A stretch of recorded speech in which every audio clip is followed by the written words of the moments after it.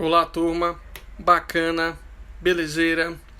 Vamos hoje dar continuidade ao nosso tópico relacionado a soluções, beleza? Lembrando, pessoal, que soluções são misturas de que tipo? Homogêneas, ou seja, aquelas que vão apresentar uma única fase, ou seja, vão apresentar um aspecto uniforme. Nós não vamos conseguir ter aquela distinção visual dentre os componentes da mistura. Então, falou em mistura homogênea, falou em soluções. Beleza? Lembre-se também, galera, que soluções são representadas por somente seus componentes, ok? Quando a gente aborda o termo solução, a gente lembra de soluto, beleza? É o componente que vai ser dissolvido na solução, está em menor proporção, em menor quantidade. O solvente é aquele componente que vai ter a capacidade de dissolução, ok? De envolver o soluto e vai estar em maior proporção, em maior quantidade. Lembre-se também que as soluções podem ser encontradas em qualquer estado físico da matéria. Nós podemos ter uma solução líquida? Sim, o soro fisiológico, mistura de água, tá? E alguns tipos de sais. Ok? Mistura homogênea de caráter líquido, automaticamente uma solução líquida. Nós podemos ter uma solução sólida? Sim, o ouro 18 quilates. O ouro 18 quilates é uma mistura aproximadamente de 75% de ouro e os outros 25% de cobre e prata. Só que uma peça de ouro 18 quilates, se a gente for visualmente pegar, dá para diferenciar quem é quem? Não dá não para diferenciar. Nós temos aqui um aspecto uniforme, mistura homogênea, solução sólida. Nós podemos ter uma solução gasosa? Sim, claro. Por que não? O atmosférico é uma mistura de vários gases. Gás carbônico, monóxido de carbono, gás de nitrogênio e vapor d'água. Só que dá para a gente diferenciar visualmente esses gases? Não. Eles possuem um aspecto uniforme, homogêneo. Então, solução gasosa. Beleza? Vimos também o que é o tal de coeficiente de solubilidade, ou simplesmente solubilidade. Ok? O que é a capacidade máxima de soluto de ser dissolvida em certa quantia de solvente a uma dada temperatura e pressão. Beleza?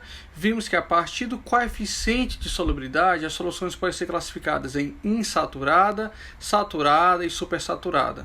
Uma solução insaturada é aquela que o limite de soluto a ser dissolvido vai estar abaixo do coeficiente de solubilidade. Uma solução saturada é aquela em que exatamente o limite de soluto relacionado ao coeficiente de solubilidade vai ser dissolvido. Nós podemos ter soluções saturadas com a presença de precipitado, ou corpo de fundo, ou sem a presença do mesmo. Beleza? E por último, soluções supersaturadas, são bastante instáveis. Ok? São aquelas em que a gente vai, de algum modo, dissolver uma quantidade superior ao coeficiente de solubilidade em questão. Beleza? E agora as soluções também podem ser classificadas quanto à natureza do soluto em soluções iônicas, também chamadas de eletrolíticas, e soluções moleculares, também chamadas de não eletrolíticas. Então vamos lá. Soluções iônicas, ou também chamadas de eletrolíticas, são aquelas em que o soluto utilizado é de caráter iônico, ou seja, vai interagir através de uma ligação iônica. Beleza? O exemplo clássico aí é água e sal de cozinha, o cloreto de sódio. Ok? Soluções iônicas ou eletrolíticas são capazes de conduzir corrente elétrica. O nome já está dizendo, iônicas ou também chamadas de eletrolíticas. Por quê?